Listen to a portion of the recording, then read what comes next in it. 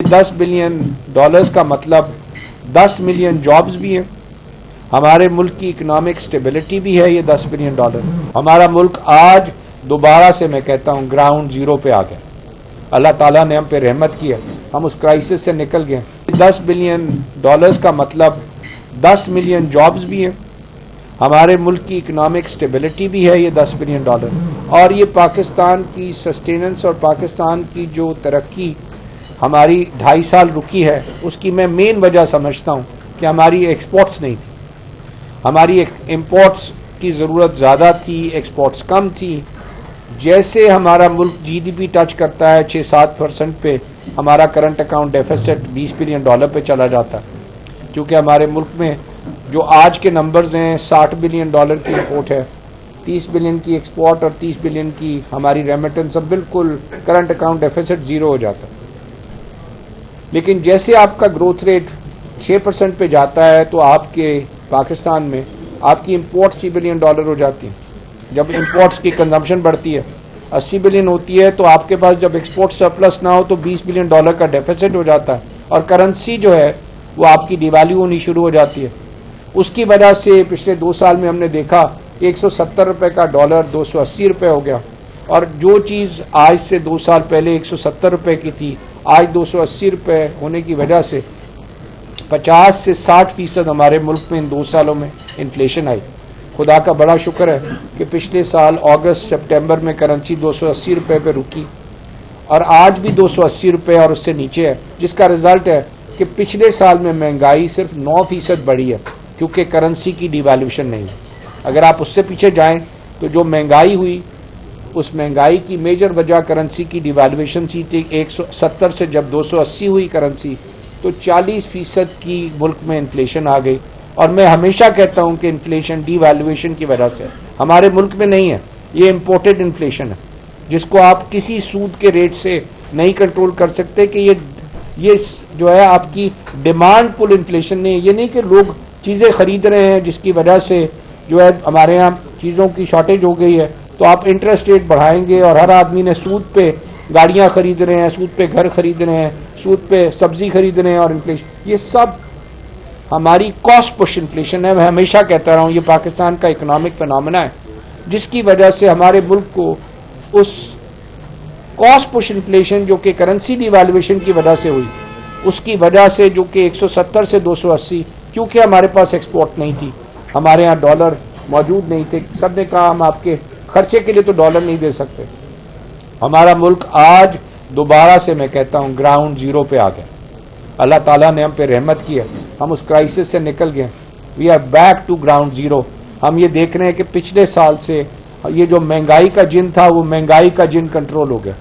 पिछले साल से इस साल जो महंगाई है वो अगस्त टू अगस्त 9 थी। मैं ये समझता हूँ कि सितंबर टू सितंबर शायद 7% की महंगाई का रेट आए कि आपका इन्फ्लेशन ईयर ऑन ईयर, क्योंकि पिछले साल बेंचमार्क आपका हाई था, तो इसको पिछले साल से जब कंपेयर करेंगे, ये नहीं मैं कह रहा कि चीज़ें सस्ती हो गई, मैं ये कह रहा हूँ कि चीज़ें महंगी होना बंद हो गई। तो ये महंगाई का जिन, खुदा का शुक्र है इकानमी में हम इस जगह पहुँच गए कि महंगाई का जिन कंट्रोल हो गया। अल्लाह ताला ने जो है हमारे मुल्क को दोबारा ये मौका दिया। आज हमारा IMF का प्रोग्राम, जो कि अगले 3 साल की हमारी करेंसी की शॉर्टफॉल्स, जिसके अंदर प्रोजेक्ट किया गया है कि हमारी 3 साल में एक्सपोर्ट सिर्फ $36 बिलियन हुई, उसकी बेसिस के ऊपर हमने शॉर्टेज गिन के ये $7 बिलियन का प्रोग्राम है, जिससे पाकिस्तान को आज स्टेबिलिटी मिली है।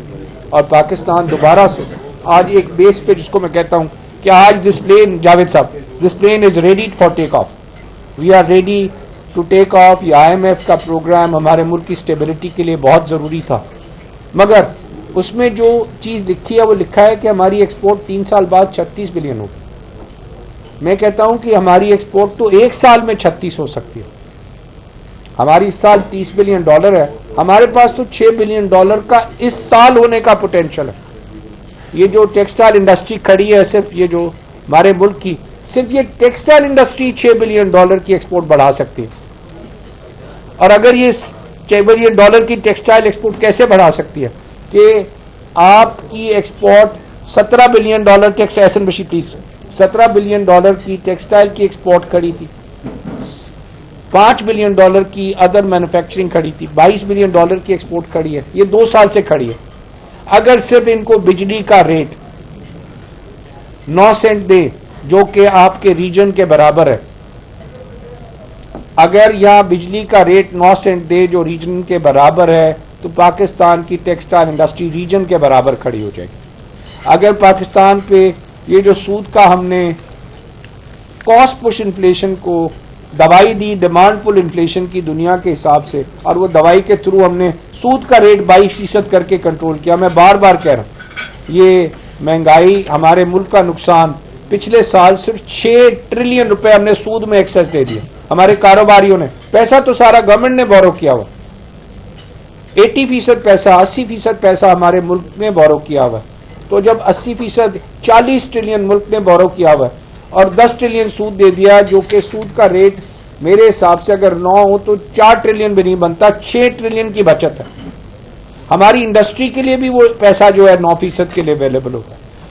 हमारी 2 मेजर इनकम्पैटिटिव होने की रीजन में वजह क्या है कि हमारा मैन्युफैक्चर्ड सेक्टर नहीं ग्रो कर रहा।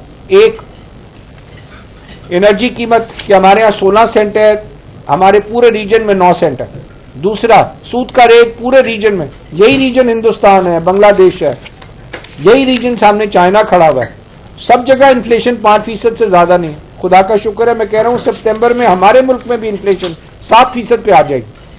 तो मैं ये बात करूंगा कि ये 2 चीजें, 9 सेंट की एनर्जी और ये सूद का रेट, मैं रिक्वेस्ट करूंगा गवर्नमेंट को, स्टेट बैंक को कि इस बात को आप समझें कि अब आपकी इन्फ्लेशन पिछले साल के मुकाबले में जब आपका नंबर 7 आ जाएगा तो बोल्ड स्टेप्स ने और अपनी एक्सपोर्ट इंडस्ट्री के साथ बैठ के एक्सपोर्ट लेड ग्रोथ के टारगेट्स बनाएं कि इंडस्ट्री ने कैसे चलना।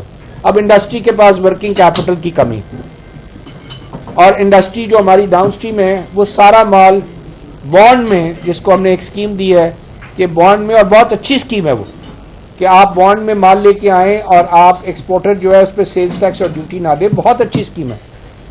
बट उसमें आपने कहा है कि जो डोमेस्टिक गुड्स हैं वो नहीं खरीद सकते आप। तो हम क्या कह रहे हैं कि जो डोमेस्टिक सप्लाई चेन है, चाहे वो धागा है, चाहे कपड़ा है, चाहे डाइट कपड़ा है, वो ना खरीदें। क्या हम बांग्लादेश और हिंदुस्तान और चाइना से वो लेके आए चीजें? क्यों? आपने अगर उनको जीरो कहा है इंपोर्टेड के लिए, तो आपको इस स्कीम के अंदर जो आपने जीरो रेटिंग पे अलाउ किया है उसको अंदर डोमेस्टिक इंडस्ट्री को भी अलाउ करें। आपको लेवल प्लेइंग फील्ड देनी पड़ेगी। हम बोलते तो है रिफंड देंगे, टाइम पे देंगे, लेकिन रिफंड ना टाइम पे होता है ना दिया जा सकता। इसका एक ही सिलसिला है। अगर हमें $6 बिलियन की एक्सपोर्ट चाहिए अगले साल में हमारी मैन्युफैक्चरिंग से, तो मैं फिर बोल रहा हूं सिर्फ टेक्सटाइल सेक्टर दे सकता है। इनको 3 चीजें चाहिए, 9 सेंट। अब आज के दिन आप सब्सिडी नहीं दे सकते, तो 9 सेंट की बिजली कैसे होगी जब आप आईपीपी के आप कॉन्ट्रैक्ट्स रिवाइज करें और उनकी उस कैपेसिटी पे पेमेंट करें जिस कैपेसिटी पे जो है वो प्रोड्यूस कर रहे हैं। आज उनको आप 2 ट्रिलियन रुपए दे रहे हैं और वो 40% कैपेसिटी जो है बना रहे हैं, तो इसका मतलब है उनकी कैपेसिटी चार्ज बनता ही 800 बिलियन है। अगर 2 ट्रिलियन 20 रुपए यूनिट बनता है तो 800 बिलियन रुपए सिर्फ 8 रुपए यूनिट बनता है। ये 12 रुपए यूनिट है जो हम ज्यादा पे कर रहे हैं।